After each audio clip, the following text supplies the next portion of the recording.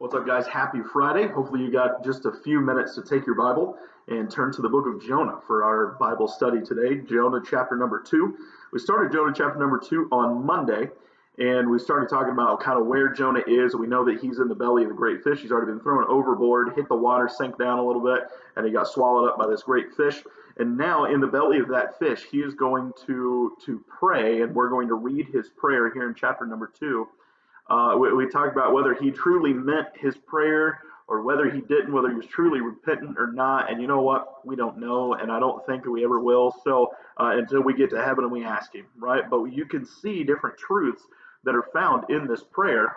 A lot of times people call this the Psalm of Jonah. Apparently, Jonah read his Bible because he quotes a lot of the Psalms in here, kind of in his own way, but he does quote a lot of the Psalms in here. And we may go through those here in the next couple of videos that are coming up. In the last video, we read verse number 1 and verse number 2, and we started talking about kind of the part of the equation that never changes, right? He got thrown overboard, and he said that he called out, he cried by reason of mine affliction unto the Lord. All right. So what does he mean by that? There was something hard, something bad that came into his life that caused him a great deal of pain. Well, we know what that is, right? The fear and the pain that he was getting in his life was from the fact that he was thrown overboard off the side of the ship, and then he was also swallowed up by the great fish, right? So we know what the affliction is.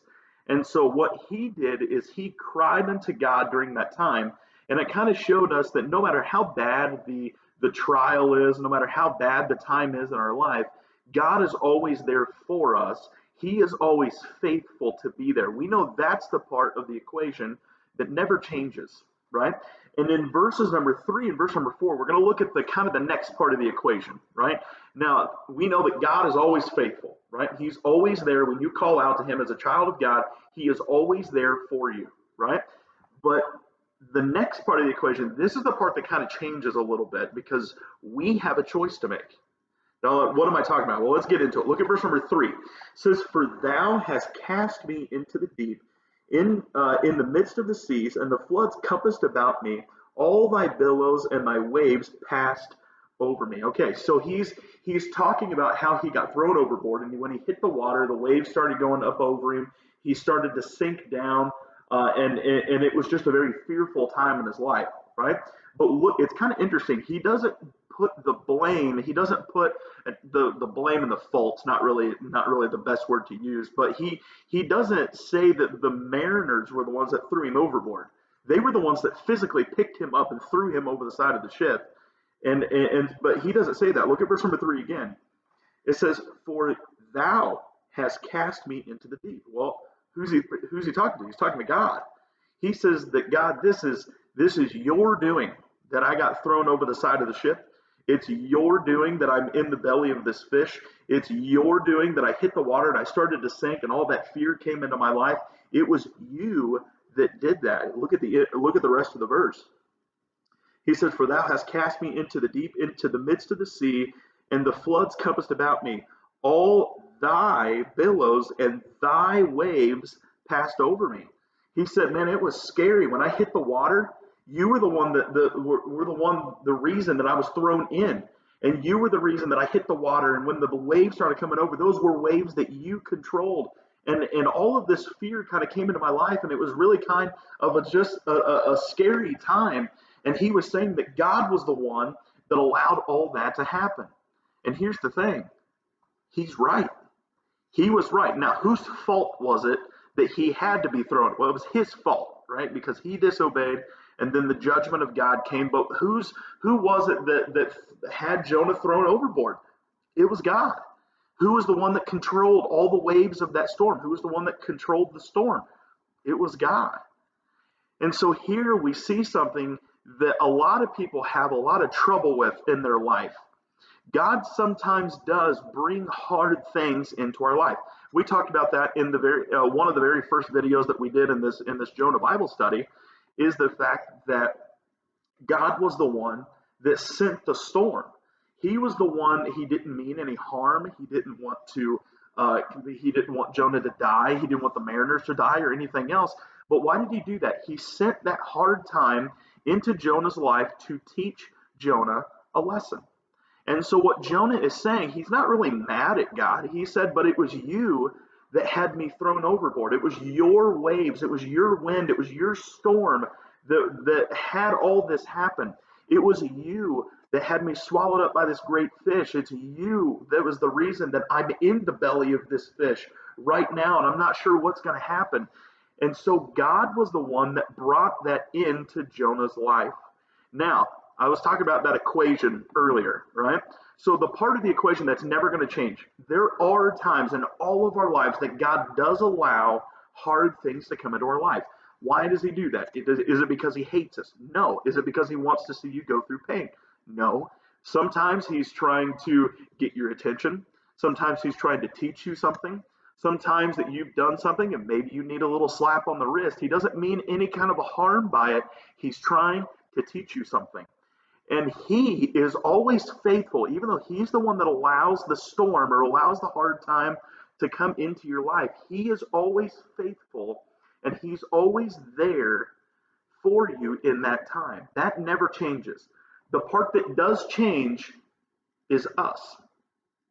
Every time that God allows a hard time to come into your life, you have one of two ways that you can react to it. Number one, you can get mad. You can get mad at God. You can completely give up on God. You can completely walk away from God. You don't want to have anything to do with him. If you were a loving God, if you loved me the way that you said you would, why would you let this hard time come into my life? You know what? You're trying to cause me pain. Then forget you. I'm just going to go on about my life and I'm going to forget that you even exist. I'm going to do what I want to do instead of trying to follow you because you were the one that brought this pain. It is very easy, and a lot of people do it. When hard things come into our life, it is very easy to get extremely mad and extremely bitter at God and just give up and completely give up on him, throw him over to the side. I don't want to have anything to do with you anymore. But you can either do that or you can be faithful to God. How do you be faithful to God in a time that he allowed some pain to come into your life? Well, number one, you don't give up on God. You look to him. What do you want me to do? What do you want me to learn from this? There's got to be some reason.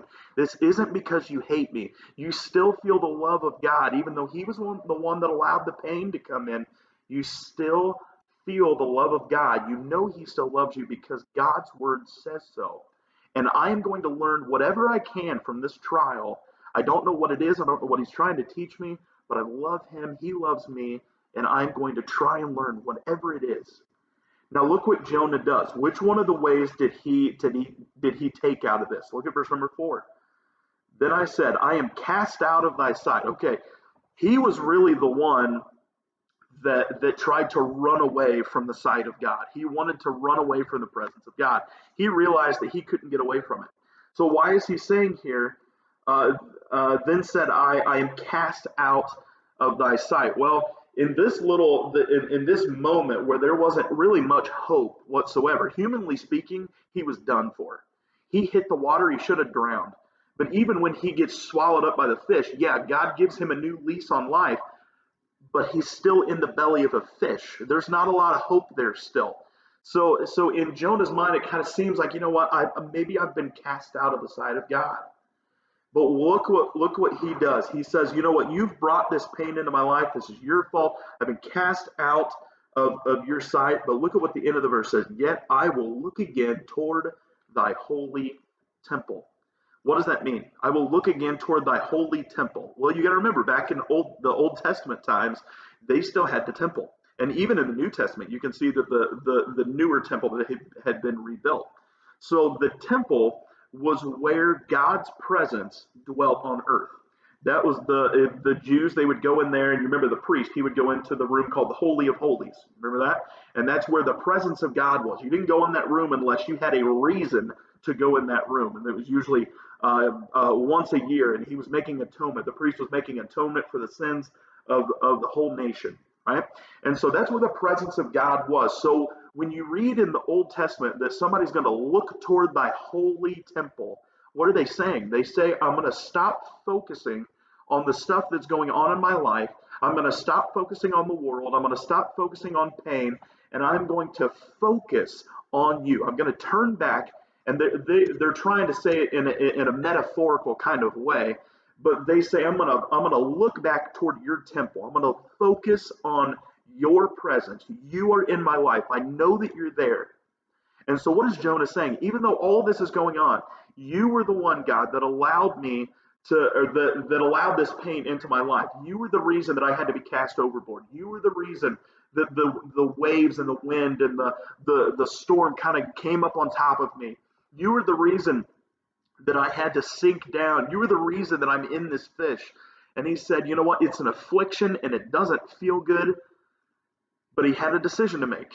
Is he going to completely turn his back on God, or is he going to try and learn whatever lesson God has for him and to turn back and focus on him? And he says, I'm going to turn back toward thy holy temple. I'm going to focus my eyes on you. I'm going to be faithful to you just like you are faithful to me. You know what? Again, it happens in all of our lives. God will allow things, and it's not because he doesn't love you. He will allow things painful sometimes to come into your life, and they hurt and they're not comfortable, but he loves you and he wants you just like he's faithful to you, and you can call out to him during those times and he'll always be there. He wants you to be faithful to him as well, and make sure that you don't turn your back on God. That's my challenge to you guys today. Is if you are going through something, and we all have it, and if you're not going through it now, you will, or you have, right? But in those times, don't turn your back on God. He's faithful to you. Be faithful to him and learn whatever lesson that he's trying to get you to learn in those times. I hope you guys have a good day. I hope you have a good weekend. And I will see you guys on Monday for the next part of our Bible study.